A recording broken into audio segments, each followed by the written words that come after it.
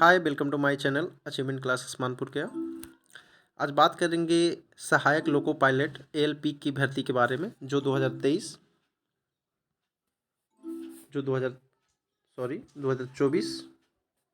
की new vacancy आई है।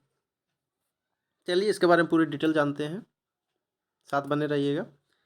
Video अच्छा लगे तो मेरे चैनल को लाइक करिएगा या सब्सक्राइब करके शेयर कर दीजिएगा अपने दोस्तों के साथ। चलिए देखते हैं। पहले इम्पोर्टेंट डेट देखेंगे। देखिए, आवेदन आरंभ करने की तिथि 20 तारीख को ही कर दी गई है, मीन्स कल से ही। और आवेदन जमा करने की अंतिम तिथि है 19 फरवरी 2024 को 23:59 तक है। संशोधन शुल्क जमा करने का 20/2/2024 से 29/2/2024 तक कर सकते हैं। चलिए आगे देखते हैं। चलिए इसकी क्राइटेरिया की बात कर ले तो सहायक लोको एएलपी का जो 7वें वेतन लेवल 2 है और प्रारंभिक वेतन 19,900 है और चिकित्सा मानक A1 है।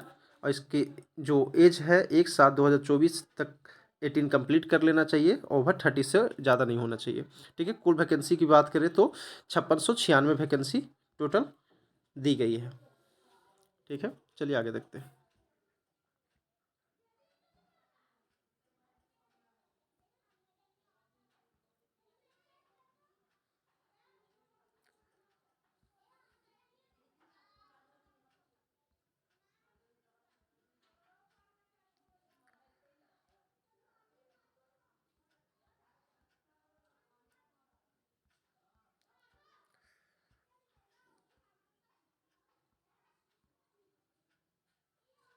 देखिए, इसमें फिजिकल की बात हम आपको करें तो फिजिकल शारीरिक रूप से 6/6 आई होना चाहिए। ठीक है।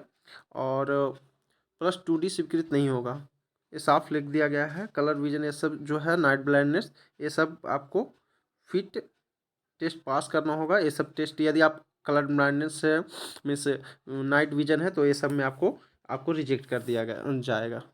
ठीक है।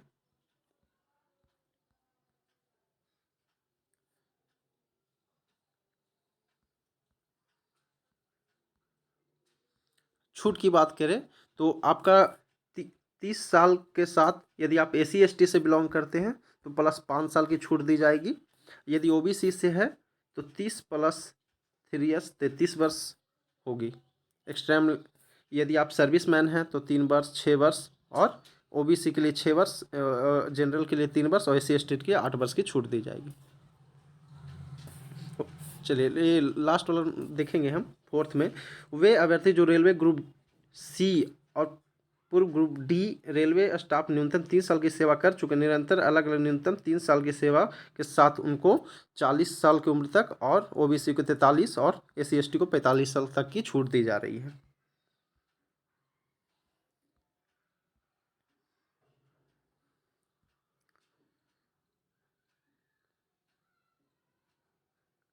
देखिए इसमें साफ दे दिया गया है कि 2 तारीख 7वां महीना 1994, और OBC के लिए 2 तारीख 7वां 1991, और SC ST के लिए 2 तारीख 7वां महीना 1989 तक होना चाहिए। चलिए पेमेंट की बात करें तो पेमेंट यहाँ पे साफ दे दिया गया है।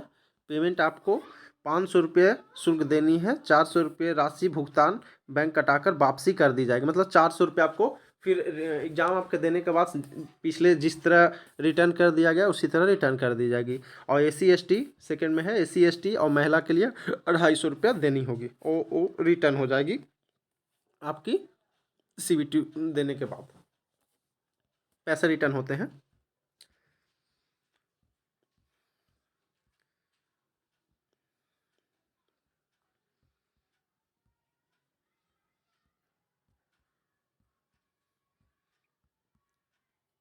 बाकी सारी प्रक्रिया पूर्व जैसी ही है, इसमें कोई चेंजिंग नहीं की गई है।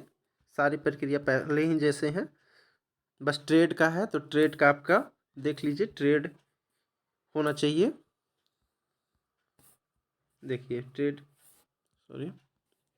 ट्रेड आपका इलेक्ट्रॉनिक्स इंजीनियरिंग और इलेक्ट्रॉनिक्स से इंजीनियरिंग के विभिन्न धाराएं का संयोजन, मैकेनिकल इंजीनियरिंग, ये सब होना चाहिए, है ना। तो आपको बाकी सारे क्राइटेरिया पहले जैसे ही हैं। आपका बोर्ड की बात किया जाए तो बोर्ड आपका ये है: अहमदाबाद, अजमेर, बेंगलुरु, भोपाल, भुवनेश्वर, बिलासपुर, चंडीगढ़, चेन्नई, गुवाहाटी, श्रीनगर, कोलकाता, मालदा, मुंबई, मुजफ्फरपुर, पटना, प्रयागराज, सिकंदराबाद। चलिए हम आप बात करते हैं कौन से बोर्ड में कितना सीट है, इसके बारे में बात कर लेते हैं।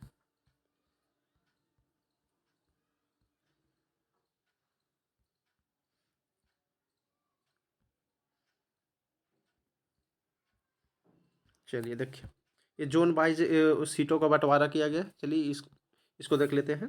देखिए, अहमदाबाद में WR जोन में आपका जनरल के लिए 95, SC के लिए 37, ST के लिए 17 एंड OBC के लिए 65, EWS के 24, मतलब टोटल 238 है। अजमेर में 228 है, आपका प्रयागराज में 241 और 45, 2 सीट का किया गया, जो NCR और NR 2 जोन में इसका बंटवारा किया गया है। बेंगलोर में इस बार की सबसे ज़्यादा सीट 473 दिख रही है।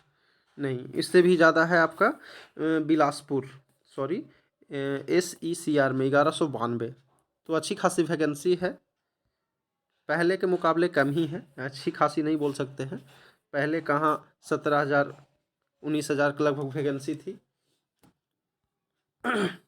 उसके अनुसार तो अब कम ही है। ये थी मेरी तरफ से दी गई जानकारी। आपको जानकारी कैसी लगी? अच्छी लगी मेरे चैनल को सब्सक्राइब कीजिएगा।